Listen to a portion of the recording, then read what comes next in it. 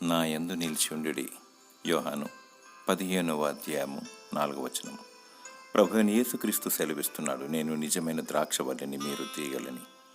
నాతో అంటుకట్టుబడి ఉంటేనే మీరు ఫలిస్తారు. ఫలింపని ప్రతి తీగ నరకబడి అగ్నిగుండంలో పడవేయబడును. అగ్ని ఆరదు, పురుగు చావదు, అది నిత్య నరకము. ప్రభువైన యేసుక్రీస్తు బిడ్డలమని చెప్పుకుంటాము. మన బ్రతుకు, మన జీవితం భిన్నంగా ఉంటుంది. క్రీస్తు కలిగిన మనసు లేకుండా వేషధారణ స్థితిలో ఉంటున్నాము. లోకంతో సహవాసం చేస్తూ నేత్రాశ, శరీరాశ, జీవపు డమ్మ విషయంలో పడిపోతున్నాము. జీవిస్తున్నామన్న పేరు మాత్రం ఉంది, కానీ నీవు మృతుడవే. ఆత్మలో జీవం కలిగి ఉండాలి. ఆత్మానుసారంగా జీవించాలి.